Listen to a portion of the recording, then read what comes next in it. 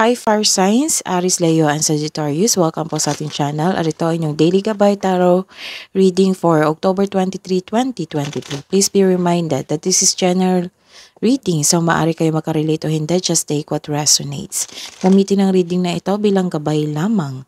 Balik po kayo dito bukas para sa ating Daily Gabay Tarot reading. Please like, subscribe, and click bell button for notification para po updated kayo sa daily tarot reading natin. Para po sa gusto magpa-reading, maaari nyo pong makuha ang link. Nasa description box po ito. Message nyo lang po ako sa Messenger. Maraming salamat po. Spirit guys, ano po ang ganap today para po kay Aries, Leo, and Sagittarius ngayong October 23, 2023?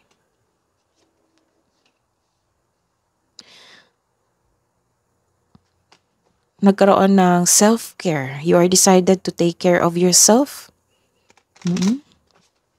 Nagkaroon ng healing process dito.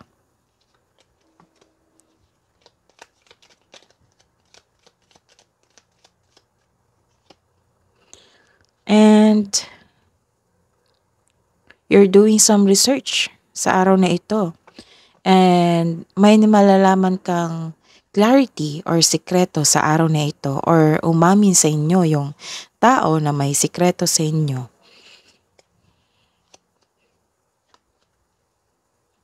May lumabas din na danger dito and warning, so mag-ingat sa araw na ito.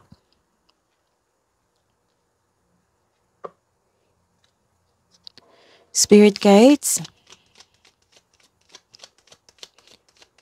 ano po yung message po sa Aries, Leo, and Sagittarius? Enjoy the journey. And you are overcoming obstacles. You can overcome anything.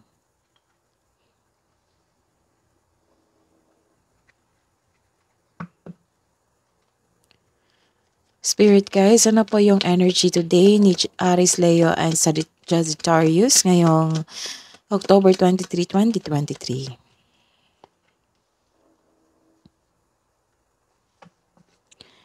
Clarification po sa Ten of Swords reverse. You are decided to heal yourself. This is the clarification of your first card here na you are decided to heal yourself. You are decided to take care of yourself. Nagkaroon ng healing dito. Some of you, hinahayaan mo ang isang sitwasyon na matapos. Remind yourself na let go and move forward. Ang pagkapit sa nakaraan ay pumipigil sa paglitaw ng isang bagong simula. This card tells you na subukang huwag ipagpaliban ang kasaganaan na naghihintay sa iyo. This is celebration. Nagkaroon ng reunion din dito. May pagdiriwang na may ukol sa iyo. Spend time and celebrate by people who uplift and inspires you. This is a celebration card. It's time to have fun and focus on spending time with your friends and family. This is also means a stress reliever.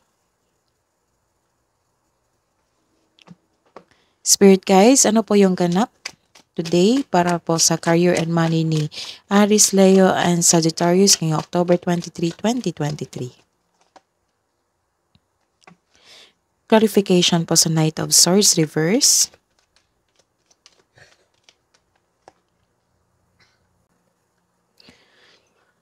Sa araw na ito, mag-ingat sa taong masakit kung magsalita. It might be your boss, amo, co-worker, kasamahan sa bahay, o kasamahan sa negosyo. Hindi mo alam kung kailan susugod o atras sa isang hamon. Nagkaroon ng hindi pagpaplano dito, nagkaroon ng reckless and careless. Wala kang self-confidence ngayon, kakulangan ng tapang, may takot matalo, mas nanaig ang weakness. Mag-ingat sa taong in denial, insecure, paranoid. Oo, paranoid kung kulang sa pasensya. This is a reverse card. Nagkaroon, you are pressured sa araw na ito sa inyong trabaho, sa kaparahan nyo. You felt exhausted. Ayaw mong tapusin ang trabaho kasi sobrang pressured ka na. Pinipressure mo yung sarili mo para magtagumpay o naging perfectionist ka kaya ka nabe-burnout. Subukang kunin mo lang kung ano ang maaari mong kunin. Huwag mag-say yes kung hindi naman akma ito sa schedule mo. Kasi kung hindi naman kaya, mabe-burnout ka po. O, kailangan tumanggi kung hindi mo na kaya. Kung sobrang dami na ng trabaho mo, ayun, magkakaroon ka talaga na makaka-feel ka talaga ng burnout dito or pressured ka. Mag-ingat din kasi may ganap na intriga dito. Mag-ingat sa taong manloloko. So this is the confirmation of your first card here na mag-ingat sa taong manloloko or masakit magsalita. Love advice po. Self-love, partnership, and romance para po kay Aries, Leo, and Sagittarius ngayong October 23, 2023. Clarification po sa Seven of Pentacles.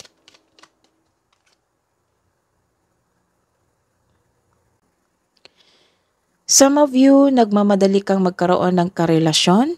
Sa mga single dyan, this card tells you na slow down and enjoy the adventure in this moment. The universe is bringing the right relationship to you at the right time, kaya konting hintay lang, trust and have faith. Mapagpasensya at patuloy mo lang alagaan ang sarili mo habang hinihintay mo yung bigay ng tadhana sa iyo. Sa araw na ito, may dumating sana na opportunity. So, this is the second card na may dumating na opportunity na hindi mo napansin. Hindi mo ito nakita dahil you're trying too hard or nasa wrong direction ka. The universe asking you to loosen grip and relax. Mag-reconnect ka at mag-ask ka ng divine assistance. Nagkaroon ng delay dito sa pag-aantay nyo sa inyong kaperahan, sa isang tao, or it might be sa inyong partner. Ingatan din ang inyong kaperahan kasi may nakita ko ditong loss of money or overspending.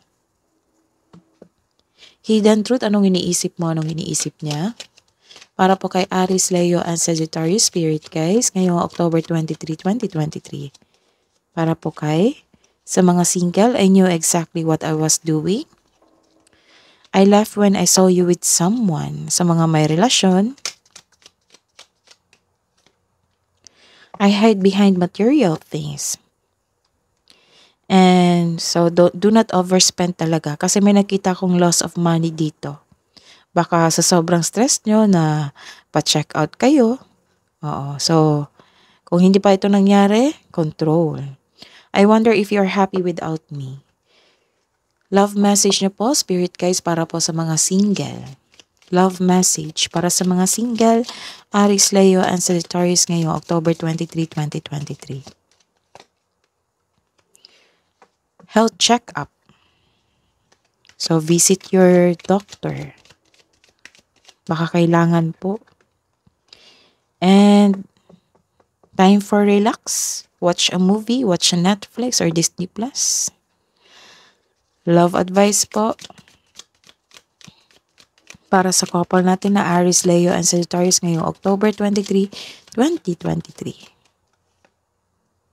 Cherish your relationship.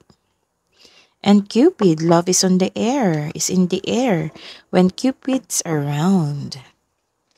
Spirit guys, kabuang message nyo po, advice nyo po para kay Aries, Leo, and Sagittarius ngayong araw na ito. Expect powerful change. Wow.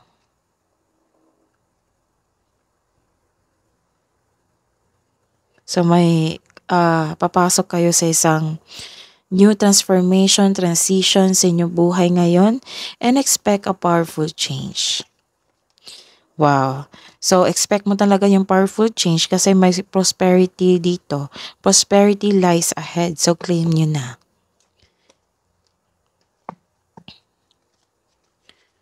Angels message, Archangels message, Guardian Angels message, Spirit guides. Para po kay Aries, Leo, and Sagittarius ngayong October 23, 2023. Message from Archangel Uriel. Trust your inner knowledge and act upon without delay. And Archangel Jeremiel. So this is the confirmation of your card here. Overcoming obstacles, overcoming difficulties. Archangel, message from Archangel Jeremiah. The worst is now behind you, and you are surmounting any previous challenges. So you can overcome anything. Magkakaroon ng ending sa inyong cycle ngayon kung nahihirapan kayo sa araw na ito or sa last week nyo, nagkaroon ng maraming challenges or obstacles or delay. Nagkaroon ng delay din dito sa pag-aantay nyo sa isang tao sa kaperahan ba? So, the universe tells you na expect powerful change and prosperity lies ahead. I-mention ko talaga to sa inyo ulit kasi may nag-message sa akin na kailangan ko tong i-clarify sa inyo na you know what to do kung naiinip na kayo sa inyong sa mga nangyaring delay sa inyong buhay ngayon. So this is message from Archangel Uriel. Trust your inner knowledge and act upon it without delay. So habang inaantay nyo yung taong inaantay nyo or isang bagay, make yourself busy para hindi po kayo mainip. That is your reading, fire signs. Balik po kayo dito bukas. Please like, subscribe, and click bell button for notification para po updated kayo sa daily tarot reading natin. Maraming salamat po.